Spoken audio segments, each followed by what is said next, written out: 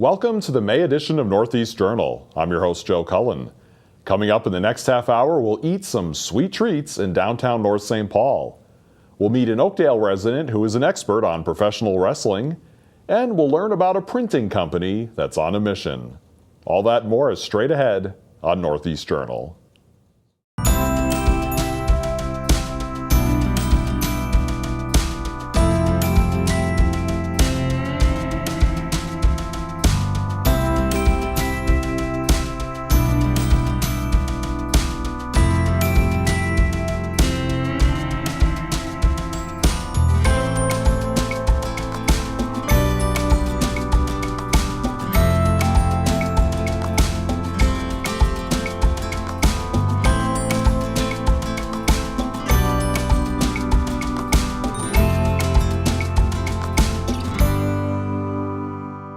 Hello everyone and welcome to the May edition of Northeast Journal. I'm your host Joe Cullen.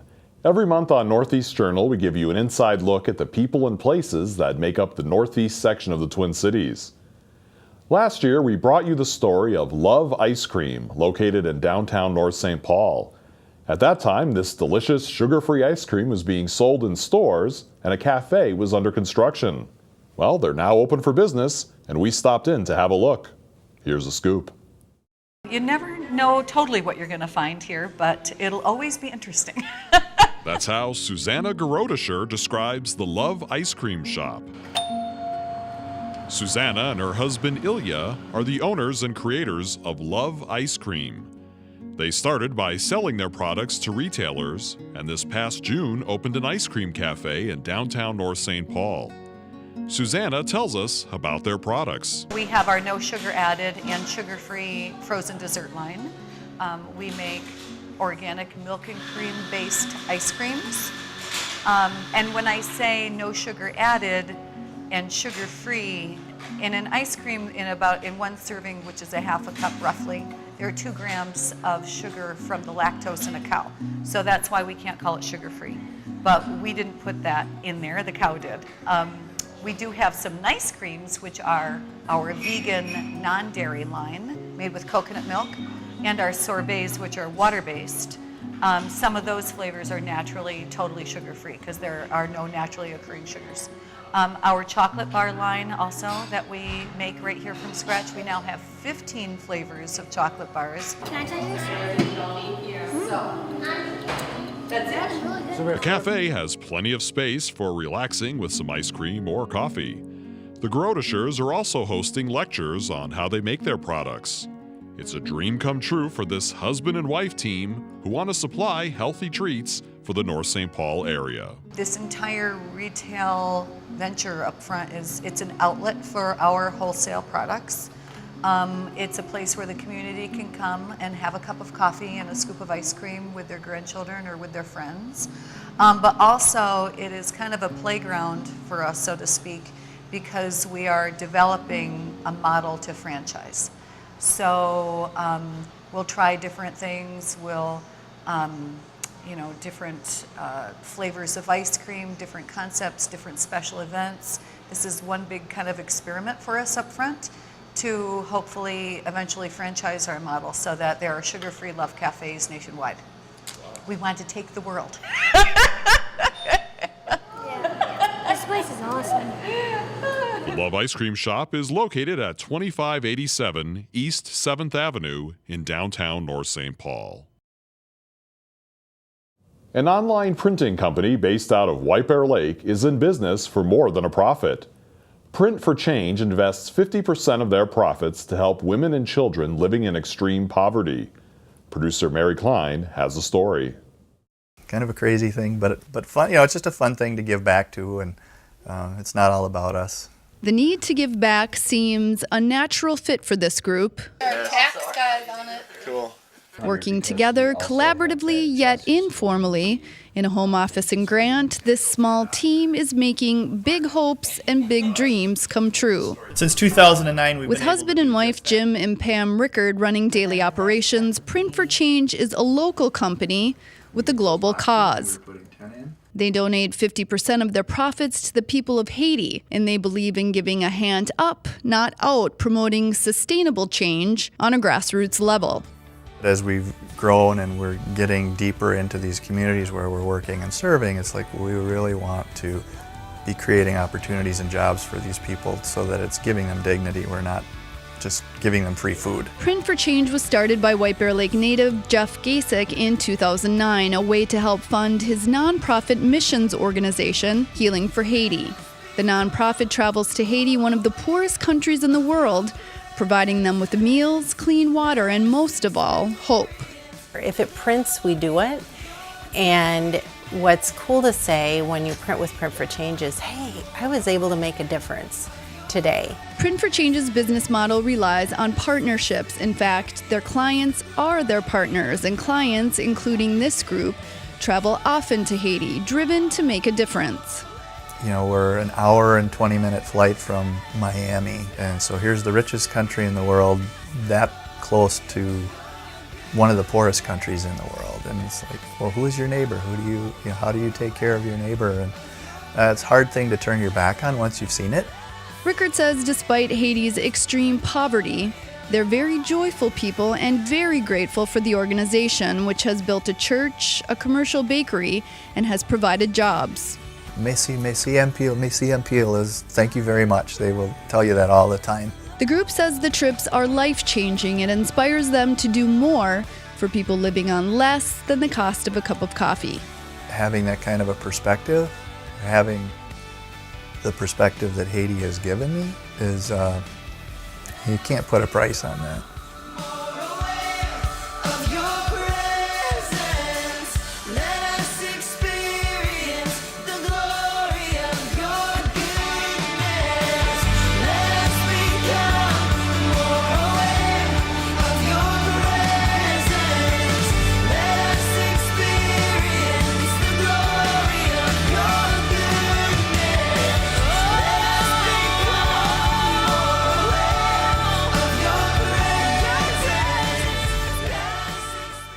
The White Bear Lake Area Historical Society recently held a program called The Johnson Boat Works Story at the White Bear Lake Library. Producer Jeff Melcock was there and has this report. Here's an old brochure from the Boat Works, and it's, as it says, the Boat Works was started in 1896. So here's a view of that end of the lake. The Boat Works is on the far right, there in the middle. So in the Boat Works, here's a picture of some decking for an X-boat. And in the back there, my uncle Pete, or Milton, is kneeling down, looking down. They're gluing together two big pieces of spruce lumber to make a wooden mast. And here's one of the workers doing the wooden railing and so forth on a Y boat. Back in the early days, like the 1940s, the deck, or rather the hull of a sailboat was just a single layer of wood, 3/8 or maybe as a half an inch thick cedar going lengthwise across the ribs. And with the planking that way, they were concerned that the cracks between the planks would have a tendency to leak water, so they would force cotton into the seams before they, and they get that cotton all the way in, and then they would varnish the boat. So here's a framework where they're going to build a boat, and in the back wall there is a box, a long box that extends into the next room with a steam, live hot steam, and they put oak ribs being about, let's see, I think they're about 3/4 of an inch by an inch.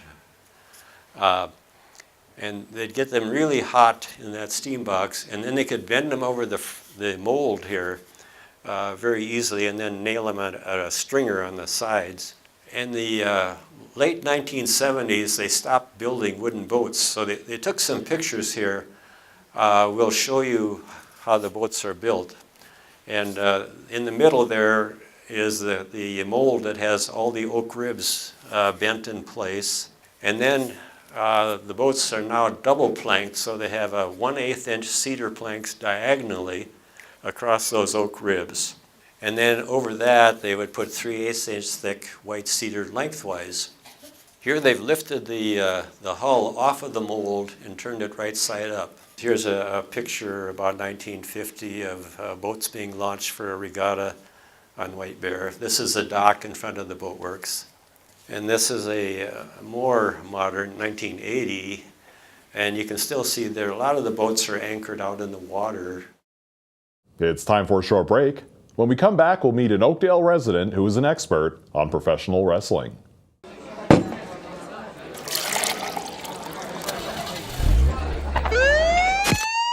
Extra DWI enforcement is now being served on Minnesota roads. Don't be what you drink. Some of today's veterans have a new battle to fight. It's unemployment. The unemployment rate of today's veterans coming home from war is 12%. That's twice the Heartland average. Tribute to the troops and the armed forces are asking for your help. Hire today's veteran. Visit positivelyminnesota.com/veterans. Welcome back to Northeast Journal. George Schire is an Oakdale resident who is an expert on professional wrestling, especially the American Wrestling Association, or AWA, which was a promotion run out of the Twin Cities that was immensely popular for many years. George is the author of a few books about wrestling, including Minnesota's Golden Age of Wrestling. And we're excited to have George on our program here today. Thanks so much for coming by. My pleasure. I enjoy it. Talk wrestling. First off, can we just get a little bit of your background? You know, my background is real simple, Joe. I guess I could say I started as a fan like everyone else when I was about 8 years old. And I turned on TV and there was wrestling, and like some fans, I guess I became addicted. And but it turned out to be a good, what I'd call a drug. It kept me out of trouble. I enjoyed wrestling. I started following it around the country, and the rest is history. I became a historian because I started researching everything from all over the country. So. This is something, you know, you did something else for a living for many years, but this was a passion you kept throughout all that time. Oh yeah, it basically was a hobby. In my real life, I was a banker. Went to work, did loans, managed people, talked finances all day, and then in my fantasy world, if you want to call it that, when life got tough, I had wrestling to turn back on. I always told my kids, I said, you know, drugs will take you and destroy you. This is a happy drug. It doesn't hurt you. Any type of hobby. So whatever your hobby is, do it. And, you know, as I'm sure many of our viewers know, I mean, not only is, you know, wrestling popular worldwide, but I mean, especially within the Twin Cities, between the AWA and many famous wrestlers who, you know, first trained here. You know, what was it about wrestling that first, you know, really grabbed you then? You know, I think it's like anything else. It's the basic story of good versus evil. And pro wrestling, professional wrestling, has always had a good guy and a bad guy. And like anything else, you root for the good guy and you hope the bad guy gets his behind kicked, you know. And sometimes it doesn't work that way, but in the end, in wrestling, it always does. The good guy will always come out the winner. And wrestling after World War II really took over in the United States. There was an abundance of college athletes that came into the business. And if you just talk locally, you know, we had Vern Gagne. And there isn't anybody, wrestling fan or not, that doesn't recognize that name, because Vern Gagne was a very prominent Minnesota citizen. And he was involved in promoting other products and very good spokesman. And but he was an amateur wrestler out of Robbinsdale, Minnesota, Robbinsdale High School. And he represented the United States in the 1948 Olympics. So he had the real background, and if you watch amateur wrestling, I mean, obviously it's a completely different animal than pro wrestling. But Vern was able to adapt and take his wrestling skills and go into wrestling. And when he started in the business, he was rather unique because we'd already been exposed to a guy named Gorgeous George. Gorgeous George was a wrestler who had relatively little ability and was very uncharismatic as just plain old George Wagner. Just simple brown hair and a pair of trunks, and he'd go in and nobody noticed him, and he really wasn't making any money. He got the idea back in the 40s that if he were to bleach his hair blonde and get a permanent, which if you think about in the 40s, that's very outlandish. And then he would come to the ring wearing his big, fancy, flamboyant, colorful robes. And he'd come to he was the first wrestler and the only wrestler for decades that came to the ring with entrance music. They used to play Pomp and Circumstance. And he'd come to the ring and he'd throw gold bobby pins to the ladies. He called them Georgie pins. And he'd bring roses, but he was a heel. And when the referee would try to, check him or do something, he'd, literally say, "Get your dirty hands off of me," and he was feminine. He played a very effeminate part back in that era, which again was very unusual. And so when Vern Gagne comes along, now he's a wrestler. So you had really the contrast, and that was really the start of it. And Vern just was able to take hold and make wrestling the object again. There were certainly many, legendary wrestlers who spent their years in the AWA, some for longer periods of time than others, but can you tell us about some of those more interesting characters that pass through these parts? Well, one of the things about any territory, and I always tell this to people, I say, if you watch today's product, you really have one show, the WWE. Back in that 40s, 50s, 60s, decades, 70s, there were probably at any given time 25 to 30 territories around the United States. Plus, they wrestled in Canada, Australia, Japan, you name it. And the wrestlers could travel over there. But we had 30 territories, and at any given time you had about 3,000 wrestlers that worked all these territories, and this was their full-time living. And in a territory, regardless of which one you were in, they all had what they would call a mainstay, or a couple. Usually the territory was built around 3 or 4 wrestlers that kind of just stayed there all the time. Well, we had Vern Gagne, hometown boy. Vern had Larry Hennig, who was also a Robbinsdale graduate, 10 years after Vern. He was a local boy, and he had a chance to stay here, and he did. And then you had guys like the Crusher, who came here in 1962 and never left. He had been here off and on through the 50s, but as Reggie Lisowski, his real name, before the Crusher was thought about. So the territory was built around guys like this in the 60s. Then and you had Mad Dog Vachon. And I'll point out something about Mad Dog. Mad Dog was a growling, biting, kicking, stomping bad guy. He'd get on his interviews, he'd spit and growl, and you couldn't help but hate this guy and think he was crazy, and you wanted him to, somebody to stop him. But the reality is that he also was a great amateur wrestler, and he represented Canada in the 1948 Olympics as Maurice Vachon. And he wasn't making any money traveling around the country, or the money he'd like to make just being a good guy, average looking guy. Back in those days, he had a full head of hair and no beard. So he came up with the idea to become a mad dog. And he started growling and scratching. He did this in Portland, Oregon. He was in a match. And the promoter there said, and this all happened by accident, but he said, "Maurice Vachon has went crazy and he's biting and scraping the guy's back. Look at the skin coming off of his back. He's become a mad dog in there." And that's the Mad Dog was born. So Mad Dog was a mainstay here. And because Vern respected Mad Dog, they exchanged the AWA title a few times in the 60s.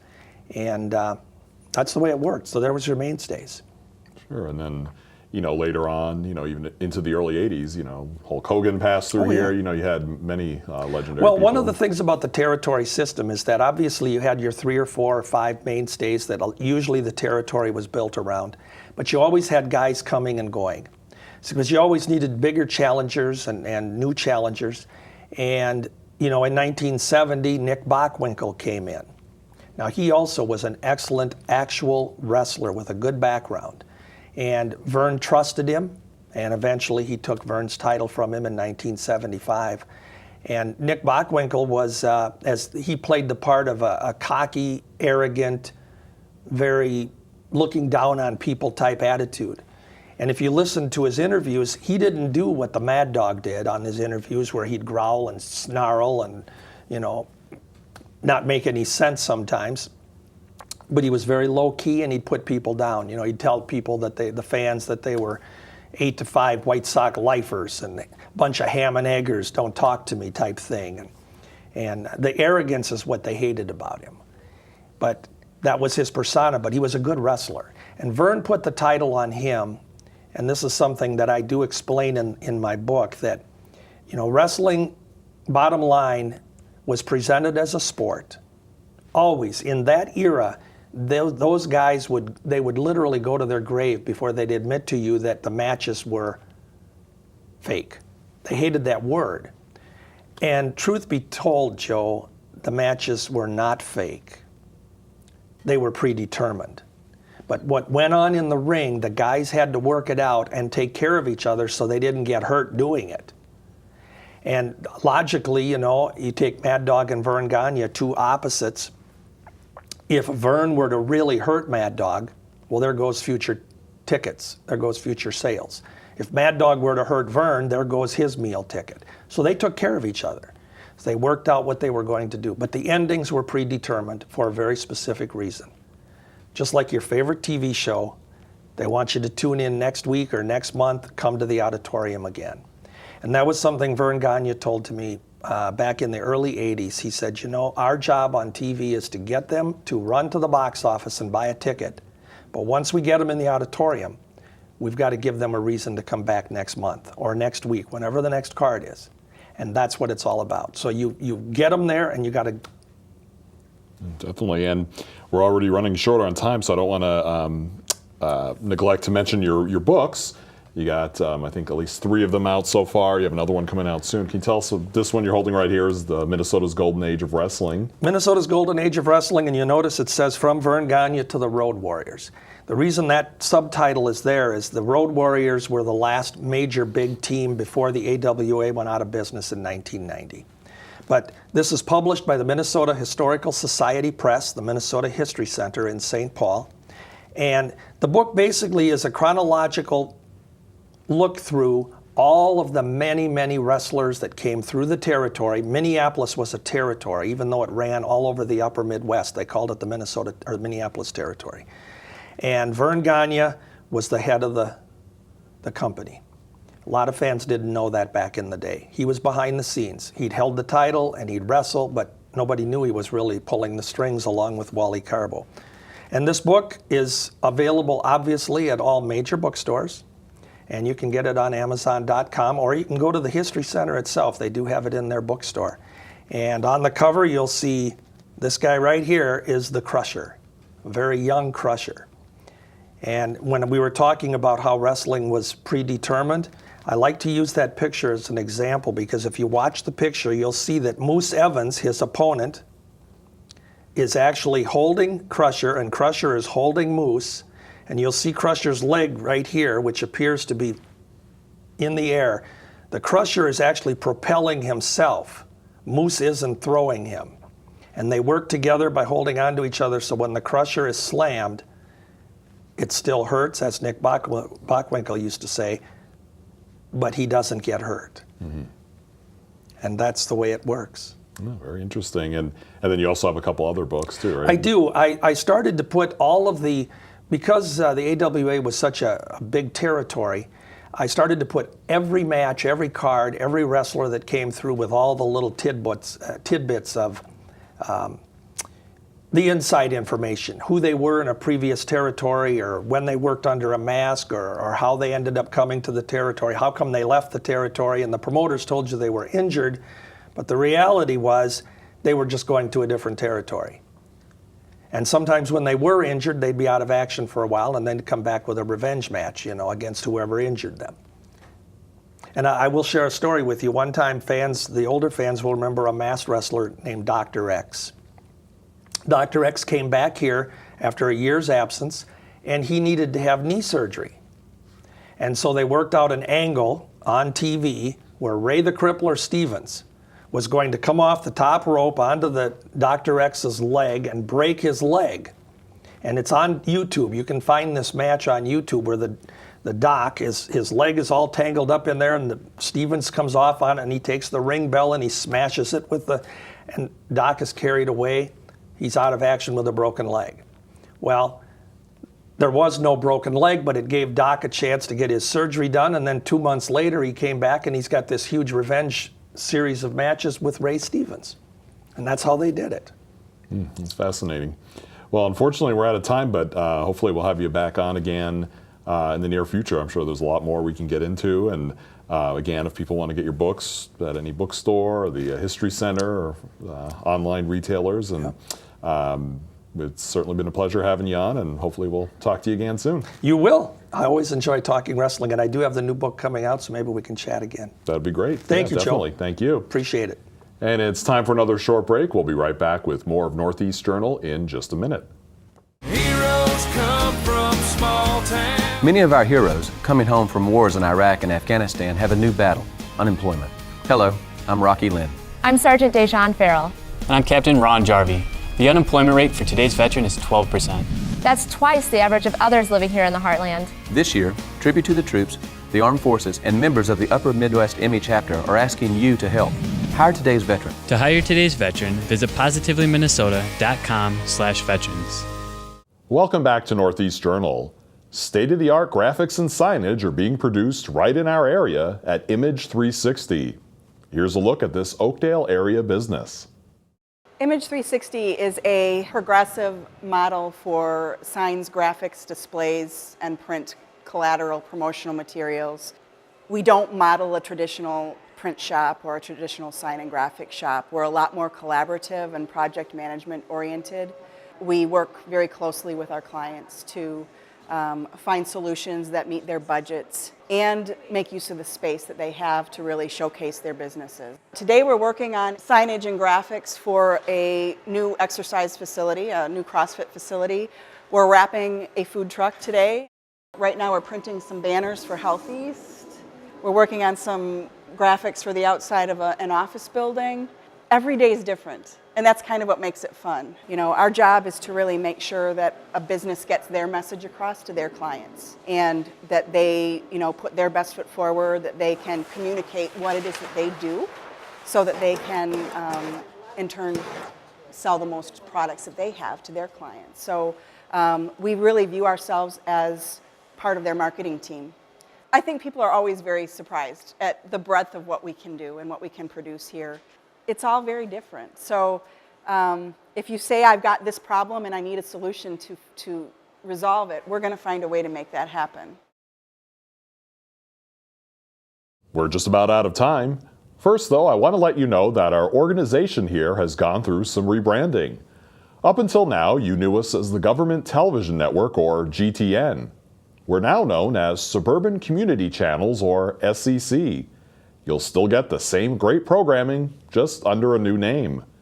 Our website has been updated too and is more user-friendly than ever. Check it out at scctv.org.